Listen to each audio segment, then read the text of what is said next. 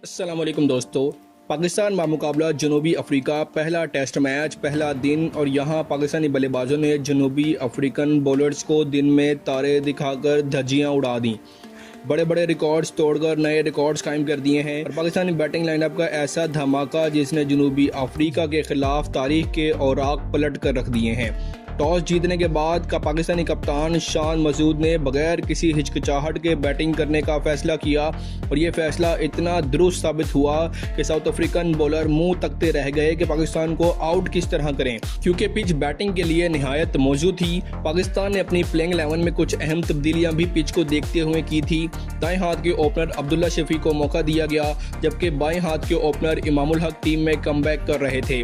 1 down पर शान मसूद, चौथे number पर बाबर आजम, 5वें नंबर पर साउद शकील, 6ठे नंबर पर मोहम्मद रिजवान, 7वें पर सलमान अली आगा, 8वें पर नोमान अली, 9वें नंबर पर साजिद खान, 10वें पर शाहीन शाह अफरीदी और 11वें पर हसन अली को मौका मिला। साजिद खान को फ्लू के बायस गैर यकीनी सूरत हाल के बावजूद आखिरी लम्हात में क्लियर किया गया और वो टीम का हिस्सा बने।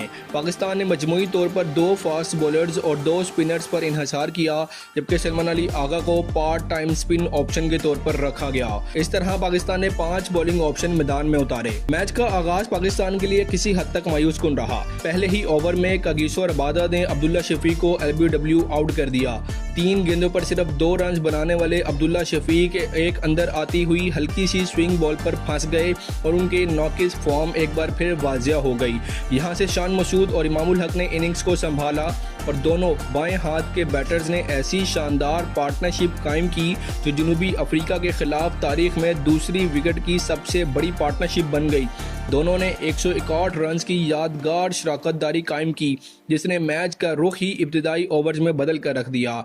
इससे पहले 2007 में कामरान अकमल और यूनुस खान ने 161 रन की ही पार्टनरशिप कायम की थी, जबकि 2010 में अजहर अली और तौफीक उमर ने 117 रन, 2023 में तौफीक उमर और यूनुस खान ने 116 और 1997 में अली नकवी और मोहम्मद रमजान ने 69 रन की शराकतदारी कायम की थी। ये स्टैट्स वाजिया करते हैं कि जनूबी अफ्रीका के खिलाफ पाकिस्तानी बल्लेबाजों की ऐसी शराकत नायाब है और आज शान और इमाम ने इस रवायत को बदल डाला। इमामुल हक जो तवील अरसे बाद टीम में वापस आए थे, उन्होंने शानदार अंदाज में 93 रन की इनिंग्स खेली। 153 गेंदों पर 7 चौकों और 1 छक्के के साथ वो अपनी सेंचुरी से सिर्फ 7 रन की दूरी पर थे, जब टोनी डी जॉर्जी ने एक शानदार कैच थामकर उनकी इनिंग्स का इख्तिताम किया। इमाम का आउट होना एक लिहाज से बदकिस्मती थी, क्योंकि उनकी बैटिंग ने टीम को मजबूत बुनियाद फराहम की थी। दूसरी जानिब शान मसूद ने भी 76 रन की पूरे एतमाद इनिंग्स खेली। 147 गेंदों पर 9 चौकों के साथ 51 के स्ट्राइक रेट से खेलते हुए वो LBW आउट हुए। उनके आउट होने तक पाकिस्तान 199 रन पर पहुंच चुका था और 3 विकेटें गिर चुकी थी। यहां से मैच ने थोड़ा ड्रामाई मोड़ लिया। साउद शकील पहली ही गेंद पर बगैर कोई रन बनाए आउट होकर गोल्डन डक पर चले गए, जिसने स्कोर 199 पर ही चौथी विकेट का नुकसान पहुंचा दिया। बाबर आजम जो इस वक्त तक क्रीज पर सेट हो चुके थे, उन्होंने 4 चौके लगाकर 48 गेंदों पर 23 रन बनाए थे।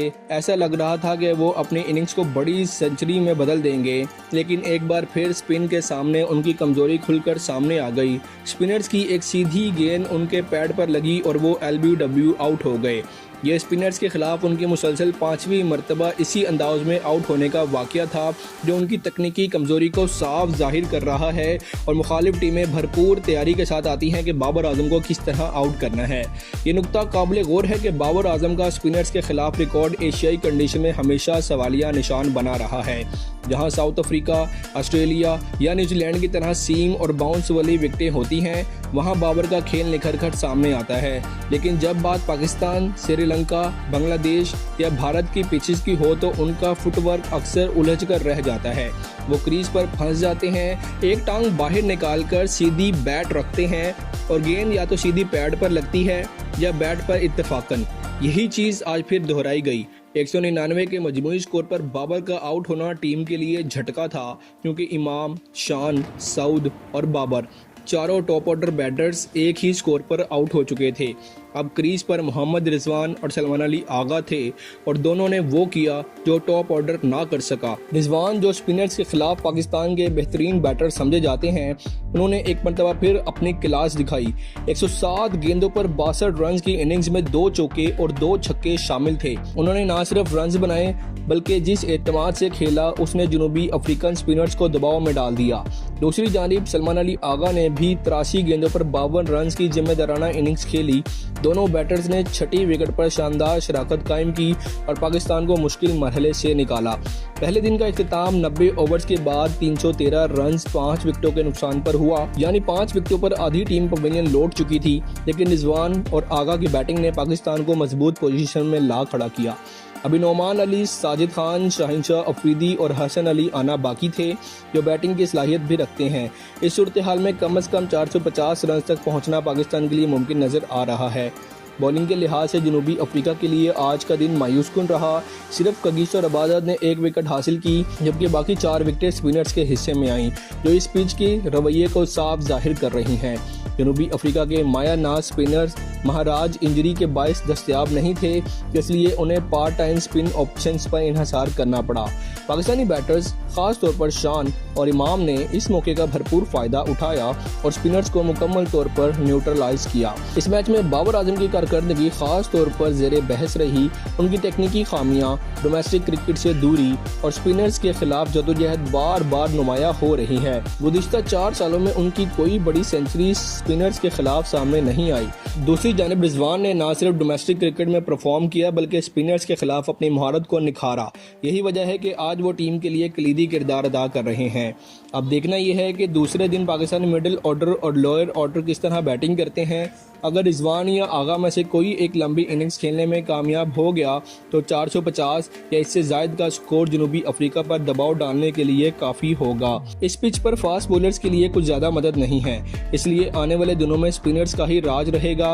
और अगर पाकिस्तानी स्पिनर्स ने भी इसी अंदाज में रद्द-ए-अमल दिया तो यह मैच मुकम्मल तौर पर पाकिस्तान के हक में जा सकता है। ये दिन पाकिस्तान बैटिंग के लिए तारीख साज रहा। एक तरफ इमामुल हक और शान मसूद के रिकॉर्ड पार्टनरशिप, दूसरी तरफ बाबर आजम के स्पिनर्स के खिलाफ जारी नाकामी और तीसरी तरफ रिजवान और आगा का जिम्मेदाराना खेल, सबने मिलकर इस दिन को यादगार बना दिया। अब अगला मरहला पाकिस्तान के लिए मौका है कि इस बुनियाद को बड़े स्कोर में बदलकर मैच को अपने हक में महफूज कर ले। नाजरीन, आपका आज की बैटिंग के हवाले से क्या ख्याल है? शान मसूद और इमामुल हक ने जिस तरह पाकिस्तानी बैटिंग लाइनअप को सहारा दिया वो आपको कैसी लगी? उसके बाद पाकिस्तान की बैटिंग लाइनअप जब लड़खड़ा गई तो रिजवान और सलमान अली आगा ने जिस तरह बैटिंग लाइनअप को संभाला, तो आपके ख्याल में क्या रिजवान और सलमान अली आगा जैसे प्लेयर सिर्फ टेस्ट तक होने चाहिए या T20 में भी होने चाहिए? इस लिहाज से भी अहम है कि विकेट की नौयत और स्पिनर्स के हक में जा रही है और आखिरी 2 दिन बैटिंग इंतहाई मुश्किल होगी, इसलिए पहले इनिंग स्कोर मैच के इब्तिदाई पर बरह रास्त असर डालेगी। इसलिए पहली इनिंग्स का स्कोर मैच के नतीजे पर बराह रास्त असर डालेगा। पाकिस्तान ने टॉस जीतकर बैटिंग का जो फैसला किया वो बज़ाहिर ख़तरा था, लेकिन हिकमत अमली के लिहाज से दुरुस्त साबित हुआ। अब सबकी नज़रें रिजवान और आगा सलमान पर होंगी कि वो इनिंग्स को कितनी दूर तक ले जा सकते हैं और टीम को कितनी बड़ी बरतरी दिला सकते हैं। आखिर में नाजरीन, यह कहना गलत ना होगा कि पाकिस्तानी टीम ने इस मैच के पहले दिन ना सिर्फ शानदार बैटिंग का मुजाहरा किया बल्कि जहनी मजबूती भी दिखाई। इमामुल हक की वापसी, शान मसूद की टॉस जीतकर पहले बैटिंग करने की कायदाना सलाहियतें और कायदाना इनिंग्स, रिजवान की जिम्मेदाराना और आगा सलमान की पुख्ता अज़म, सब ने मिलकर एक ऐसा दिन तख्लीक किया जो शायकीन क्रिकेट को तवील अरसे तक याद रहेगा। अब देखना यह है कि आने वाले दिनों में पाकिस्तान इस मजबूत आगाज को जीत में तब्दील कर पाता है या नहीं। नाज़रीन, अपनी राय आप कमेंट सेक्शन में ज़रूर दीजिएगा। मिलते हैं अगली वीडियो में, तब तक के लिए अल्लाह हाफिज़।